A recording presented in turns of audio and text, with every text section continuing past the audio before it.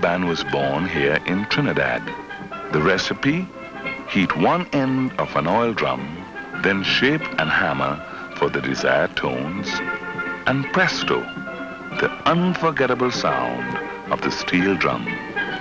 The linkages between the steel pan and the energy industry, you can say, started back when the oil drums were looked at as waste. But out of the innovation, creativity, struggle, I may add, the oil drum has been converted to an instrument that is now spread all over the world. Pan is magic. Taking a discarded piece of rubbish and making music out of it, I feel, is really the symbol of what it means to be a Caribbean person. First of all, it's a community. Pan is not one pan, you have to have many pans. I think the idea of community, the sense of also its struggles, its location, where it emerged from, I think all those are reasons why, we find pan interesting. Steel pan is born out of the African experience in Trinidad. And having had our drums and our tambu bamboo taken away from us, pan evolved as the instrument that we would speak through, that we would channel through.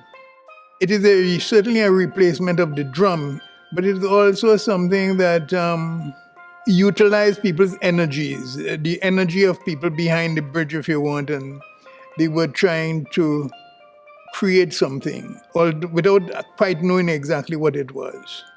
Many actually credit Winston Spree-Simon as being the inventor of the steel pan. And I remember when I was growing up myself, I learned that in school. While Winston Spree-Simon definitely had a key role to play in the history of the steel pan, there are lots of other pioneers as well who have contributed to the creation of the pan.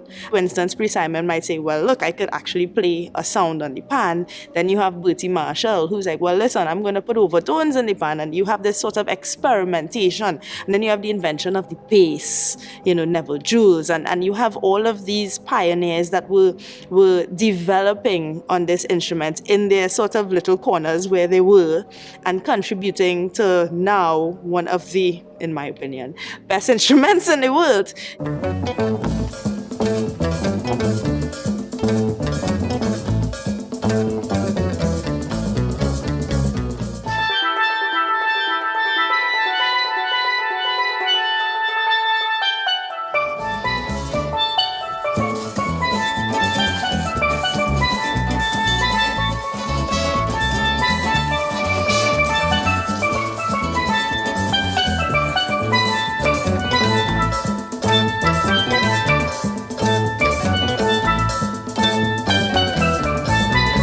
I feel like shadow and steel pan are, inextricably linked because of the ability of those two entities to understand the need for us to go into our belly, the need for us to dig something out, excise something that is hidden underneath.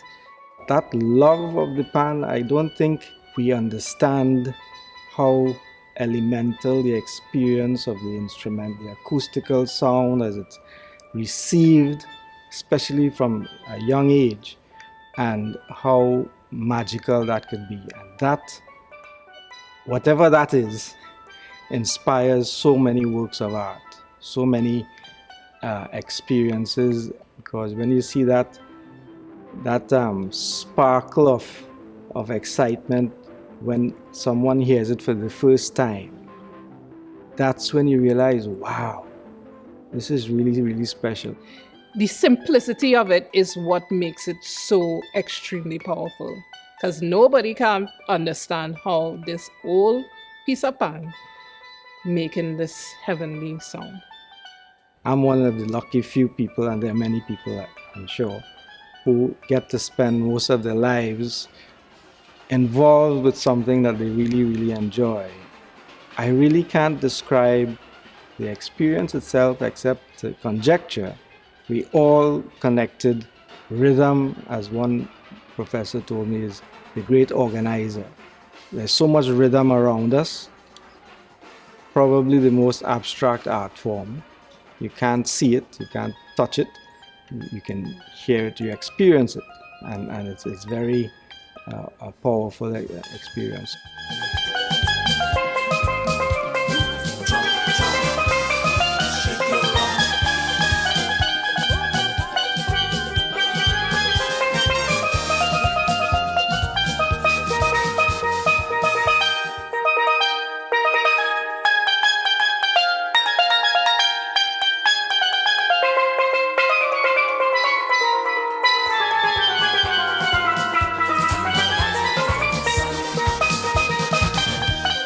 When we think about the song Pan Rising, we have to think that steel band is significant. It's coming more into its own.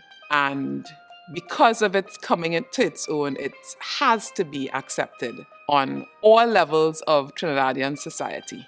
I mean, it had to convert people along the way. Because even when it was looked down upon for certain people, it was something that the society as a whole, however, had to deal with because it wasn't going away. When middle class people started to get involved with it in a meaningful way, the steel bands had been characterized by gang wars and fights and so on, But when Shell came about with Invaders, they were trying their best to be on their best behavior, not to embarrass the sponsor. And it was followed by bands took it up and said, we should do away with this fighting. And that was a main thing, that people began to have a better appreciation of the people. It's one thing to say, well, you like the instrument, but then you're frowning on the people because of their behavior and so on. So when all of that came together, more people started to follow the band. And that was really something that was badly needed. But I think now the vast majority of people look on people who are members of a steel band or who play the steel pan as somebody to be respected. When you have a situation where people from different class backgrounds come together to play pan, it is even more significant. Pan is breaking boundaries, cultural boundaries. I think if you're looking for the most important benchmark to gauge the progress and the evolution of the development of steel pan music, is the fact that it can break those cultural barriers. There are people all over the world of different cultures who wouldn't have anything common to relate to but through the music of pan.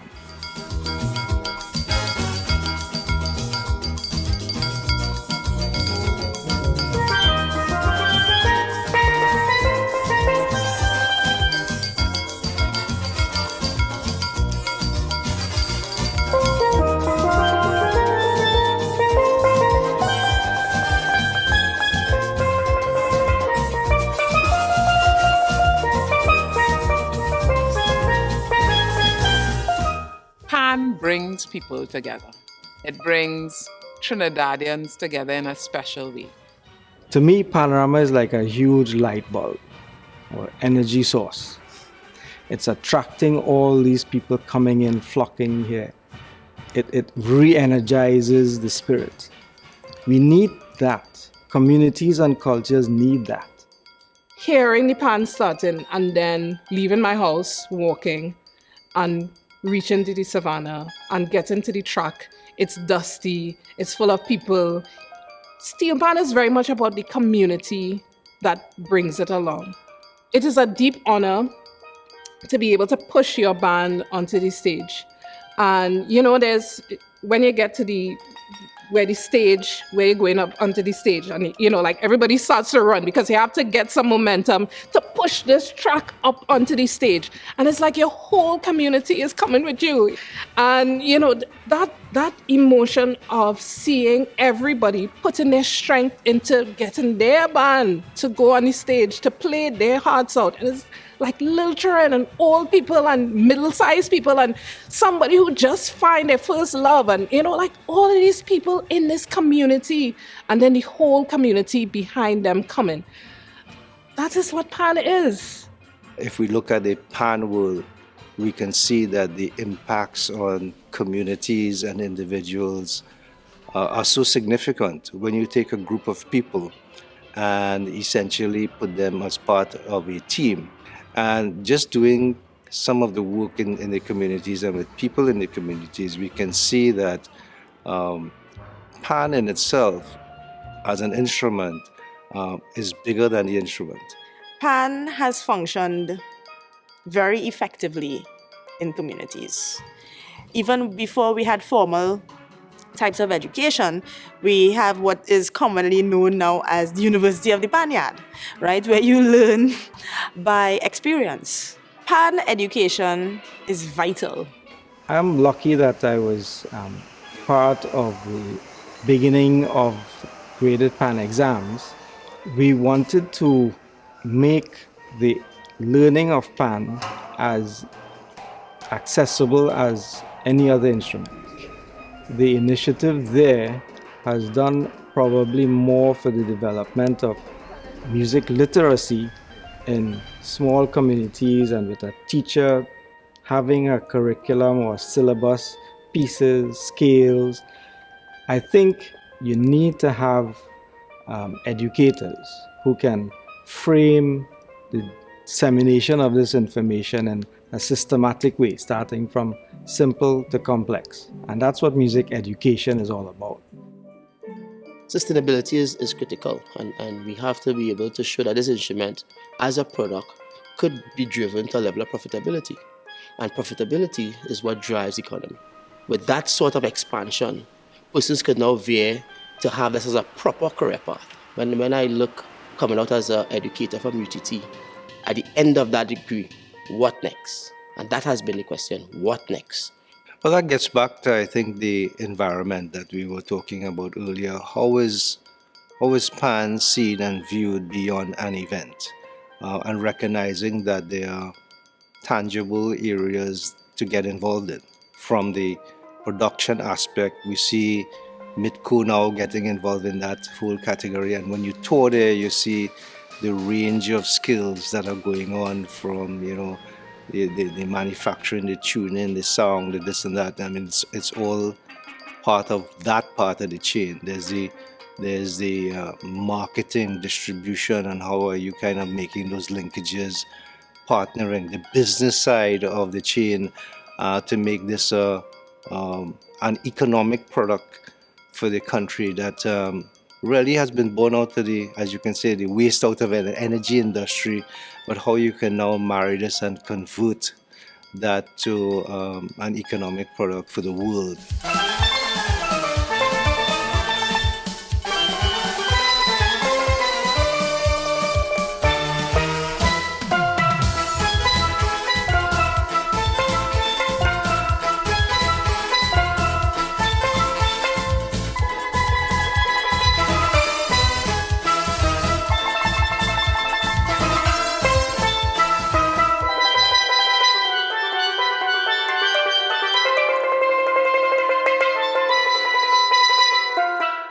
I would like to think that the reason why we were selected to be the ones to bring this to the world, you have a tool, you have a capability, you have a resource. Just like the oil in the ground, you have this resource that was given to you. And I think it is our responsibility to carry it to its maximum potential. So in a way, there are some parallels coming out of the pan as well as the energy industry. For one, they're both global. Everyone goes to Mecca. If this is Mecca, or what does the world come to Trinidad to experience that makes us Mecca? Yes, we can say Panorama. Yes, we can say Carnival. But I'm seeing something bigger than that. Collaboration is the word. And when I think of pan on the whole, and I put it alongside schools, it's almost impossible to stop filling that space. In Africa alone, has 25,000 schools. And that's Africa. I ain't talking about China. I ain't talking about Venezuela. I ain't talking about Chile. I ain't talking about India. The potential of the steel pan movement, the economy behind the steel pan is vast. There's no reason to believe that we cannot partner. Steel bands here cannot partner with symphony orchestras from Australia, from wherever, and put together music that is for the world.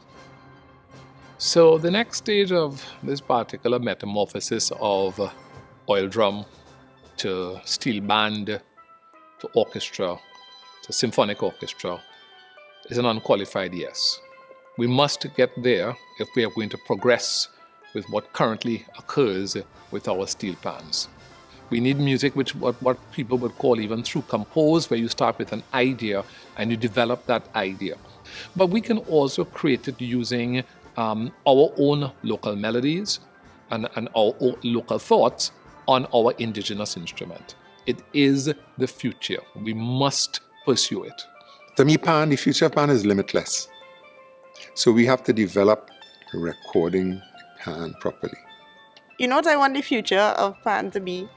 I want a company, right, that exists globally, where you have shows, of course, that are happening internationally at various locations that are housed there, where panists and musicians and arrangers and conductors and have full-time jobs. And this is literally what they do, is they put on this amazing production, and it's this literal network of musicians and creatives and artists who literally can get paid for doing what they love. Pan can go anywhere that we imagine it to be possible. Hopefully one day we see what we have created, we see the power of what we have created, and let it do the work that it can do. I would say that some plan needs to be developed that incorporates the world. The energy industry and the instrument face continuous innovations required. And I think if you put that in the context of sustainability, it's about embedding some of that same thinking required to play a panorama piece or any piece in your repertoire in a steel band, and applying it to the energy side of the business, where we also need the same type of alignment, we also need the same type of sound, except if you magnify that, it's also required at a global planet level, where you need to be thinking the same way.